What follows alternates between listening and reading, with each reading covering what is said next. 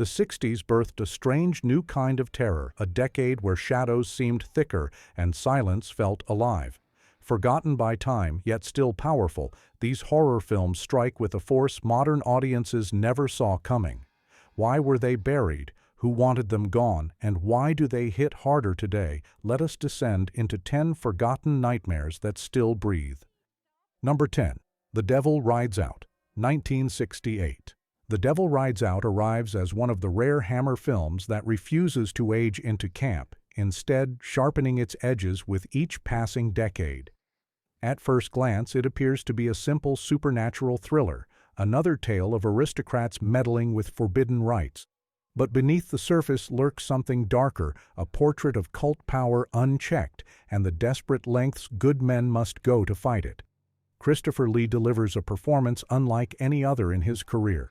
Here he is not the villain, but the moral anchor, battling a rising tide of occult manipulation that feels disturbingly grounded. The film moves like a fever dream, filled with ritual circles, astral projections, and visions that seem to crawl directly from the subconscious. What makes it unforgettable is the sincerity of its terror. Nothing arrives with a wink. Every symbol, every chant, every silhouette carries weight, as though the filmmakers reached into the genuine folklore of Europe and pulled out something real and dangerous. This authenticity gives the story an eerie punch that resonates even today. When the forces of darkness begin to close in, the movie abandons subtlety, entirely flooding the screen with unfiltered dread. Watching it now feels like discovering a sealed relic, a warning from another era. The Devil Rides Out has not faded. It has only been waiting. Number 9. Kuroneko, 1968. Kuroneko unfolds like a whispered legend carried across burned battlefields and haunted forests. It is not simply a ghost story, it is a tragedy sharpened into vengeance by cruelty and war. Set during a time when samurai violence tore through villages without mercy, the film follows two women who die brutally at the hands of passing soldiers. Their spirits rise again, transformed into elegant shadows, who lure samurai into moonlit bamboo groves before striking with impossible grace. The horror is not loud, it glides. Movements are slow, measured, ritualistic. Smoke drifts like memory. Light cuts across faces like blades. Every frame is sculpted with painterly intensity, turning revenge into a dance of sorrow and fury. Yet beneath its supernatural exterior, Kuroneko explores the hollow ache of grief and the irreversible cost of violence.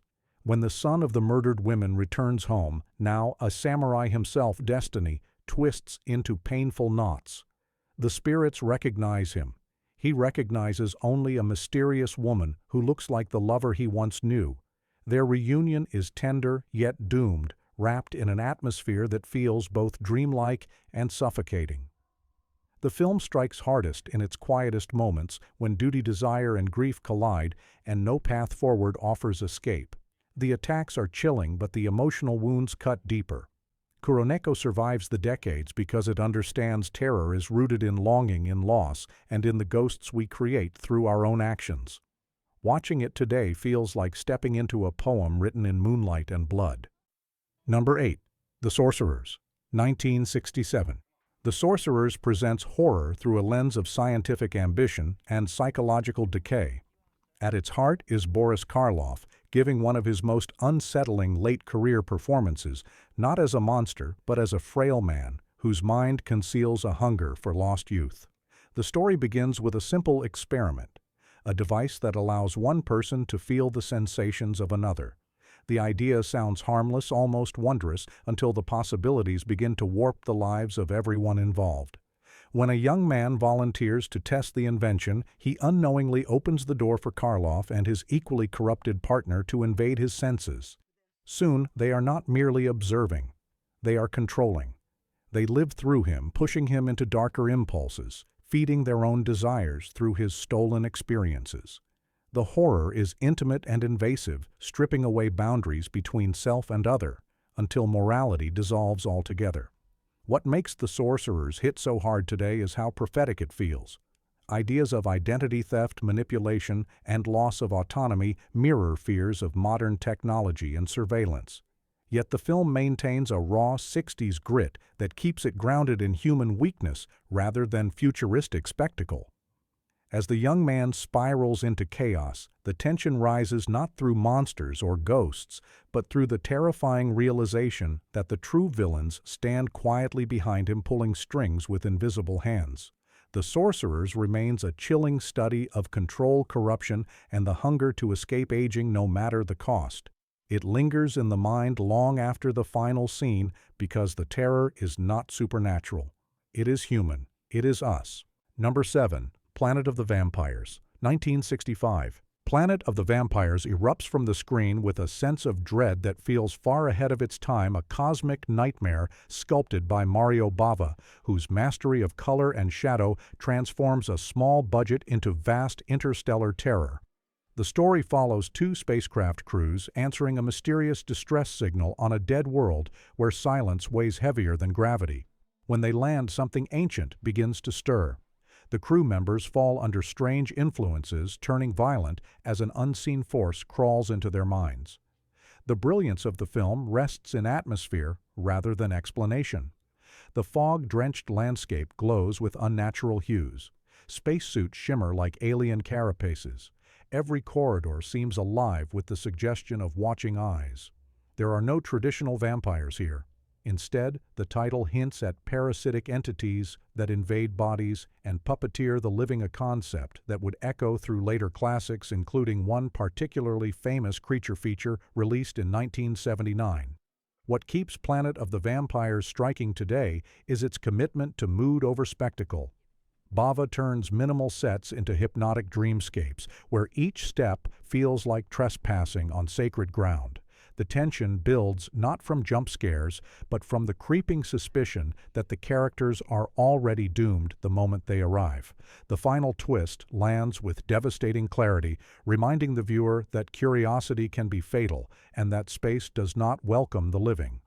Watching it now feels less like revisiting a film and more like touching the blueprint of modern sci-fi horror. Number 6. The Skull, 1965. The Skull stands as one of the strangest British horror films of the decade, a moody supernatural tale that grows more unsettling the longer you sit with it. The premise seems almost absurd.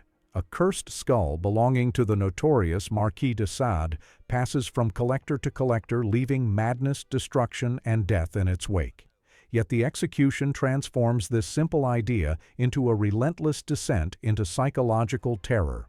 Peter Cushing brings an intensity that elevates every moment as his character becomes increasingly fascinated and then consumed by the sinister artifact. The skull itself never speaks, never moves with visible intent, yet its presence fills the room with an oppressive, invisible pressure. Doors slam, lights flicker, people lose themselves to forces they cannot see. Bizarre dream sequences stretch reality into jagged shapes, making the viewer feel trapped inside someone else's unraveling mind. Unlike many horror films of the 60s, The Skull relies on a creeping sense of inevitability rather than overt violence. It suggests that evil is patient and that once you have touched it even briefly, it will follow you forever. What gives the film its lasting power is how seriously it treats its own premise. There is no wink, no irony, no attempt to soften the absurdity. By leaning fully into the darkness, it creates an atmosphere thick with dread. In the end, The Skull leaves you with a single chilling thought. Some objects do not possess you out of malice, they simply hunger. Number 5. The Masque of the Red Death, 1964. The Masque of the Red Death glows like a fever dream soaked in color, decadence, and doom. Adapted from Edgar Allan Poe's grim tale, it remains one of the most visually striking horror films of the 60s. Vincent Price commands the screen as Prince Prospero, a nobleman who hides inside his fortified castle to escape a deadly plague ravaging the countryside. While the world beyond suffers, he indulges in cruelty, ritual, and obsession, believing himself untouchable. His masquerade ball unfolds like a parade of sins, each room drenched in a different hue, each guest moving like a puppet, unaware that fate is already inside the walls. The horror does not rely on sudden frights. Instead, it builds through symbolism and atmosphere, turning every frame into a moral warning. Death itself drifts through the castle wearing a cloak the color of blood, moving with calm inevitability. The film hits hard today because its themes feel timeless. Power shielding itself from suffering, wealth attempting to outwit mortality, the arrogance of believing that walls and riches can hold back the inevitable. Price plays Prospero not as a monster, but as a man so consumed by fear that he becomes cruel in order to feel invincible. When the plague finally finds him, the truth lands with crushing force. No fortress stands forever, no mask hides guilt. The mask of the Red Death endures as a haunting reminder that death is the one guest who always enters uninvited. Number 4. The Haunting, 1963. The Haunting remains one of the purest examples of psychological terror ever crafted, a film that proves what the mind imagines will always be more frightening than anything shown outright. Hill House stands as the central character, a structure built on tragedy, anger, and an architecture that seems to twist against the living. When a small group arrives to investigate supernatural activity, the house responds not with ghosts in plain sight, but with sounds, whispers pounding walls, and the dreadful sense that something unseen moves just outside the frame. Eleanor, the fragile center of the story, spirals deeper into vulnerability as the house presses against her insecurities. The film never confirms whether the haunting is real or a manifestation of her unraveling mind. That ambiguity becomes the real monster. Every shadow stretches a little too far. Every silence lasts a beat too long. The terror grows without ever shouting, relying on tension and isolation to claw at the viewer. What makes The Haunting hit hard today is its unsettling realism. We all know the dread of an unseen presence, the creeping fear that the darkness contains something waiting.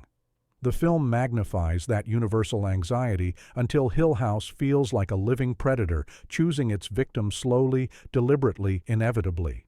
The Haunting remains unmatched because it understands that the scariest stories are the ones we finish inside our own heads. Number 3. The Whip and the Body, 1963. The Whip and the Body stands as one of Mario Bava's most hypnotic works, a gothic hallucination wrapped in themes of obsession, guilt, and forbidden desire.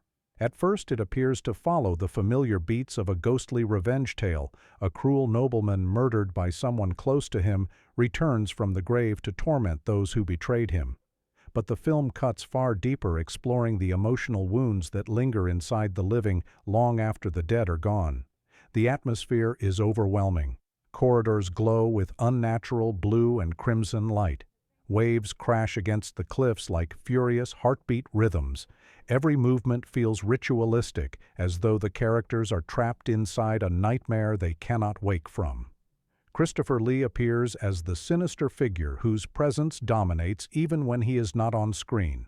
His cruelty echoes through the household, infecting every life it touched. But the real terror emerges from the woman who both feared him and longed for him, whose unresolved desires draw his spirit closer instead of pushing it away. Bava uses color and silence as weapons, turning simple scenes into emotional storms that feel as violent as the supernatural attacks themselves. The Whip and the Body endures because it refuses to separate horror from passion, reminding us that the most dangerous hauntings often come from the people we cannot let go of. Number 2. Carnival of Souls, 1962. Carnival of Souls drifts across the screen like a waking nightmare, a low-budget independent film that somehow captures the eerie logic of dreams better than almost any horror movie before or after. It follows a young woman who survives a car accident, yet walks away changed, as though she has crossed a threshold between life and death without realizing it. She becomes drawn to an abandoned pavilion, an amusement park frozen in time where shadows stretch unnaturally and silent figures move with ghostly purpose. The film lives in its empty spaces. Streets feel deserted, voices echo strangely. Everyday moments take on an uncanny stillness that makes the viewer feel detached from reality, just as the protagonist does. The man in the pale face who follows her appears without sound or warning, gliding through scenes like a warning she refuses to hear. The horror builds quietly, pushing her closer to a truth she cannot face. By the time the final revelation arrives, everything clicks into place with chilling inevitability. Carnival of Souls remains powerful because it understands liminality, the uneasy state between two worlds. It taps into the fear of not belonging, of being alive, yet separate, of walking through life like a ghost while the world looks past you. Even today, it hits with startling emotional weight because it is not a story about death. It is a story about disconnection and the terror of realizing too late that you no longer occupy the place you thought you did. Number 1. The Innocents, 1961. The Innocents stands as one of the most haunting and sophisticated horror films ever, created a masterpiece of suggestion, restraint, and psychological unraveling. At its center is a governess tasked with caring for two seemingly angelic children in a vast estate wrapped in fog and silence. Yet from the moment she arrives, the atmosphere breathes with unease. Footsteps echo in empty corridors. Whispers drift through locked rooms. Shadows cling to corners, as if watching her every move. The horror emerges not through spectacle, but through tension between innocence and corruption, between what is seen and what is feared. The film never reveals the full truth. Are the children possessed by the lingering spirits of their former guardians, or is the governess projecting her own repressed anxieties onto them? The ambiguity becomes a trap slowly tightening around her mind. Deborah Kerr delivers an extraordinary performance, shifting between tenderness and terror as she confronts forces she cannot name. Every scene is crafted with deliberate precision. Candle flames flicker as though disturbed by unseen breath. Windows frame distant figures that vanish when approached. The estate itself becomes a character, whispering secrets through rustling leaves and quiet moans carried on the wind. What makes The Innocents hit so hard today is its refusal to answer the questions it raises. It forces the viewer into uneasy participation, asking us to decide whether the evil lies within the house or within the human heart. The final moments land like a whispered confession, leaving the audience suspended between sorrow and dread. The Innocents does not simply scare. It lingers like an unresolved memory, a story you cannot shake, because it reveals that the most terrifying ghosts are the ones we create inside ourselves. These forgotten 60s horrors still pulse with power, each film holding a doorway into fear that never truly fades. They were buried by time, but not erased, and now they rise again, demanding to be seen. Step into their shadows, revisit their worlds, and let their echoes haunt you long after the screen goes dark.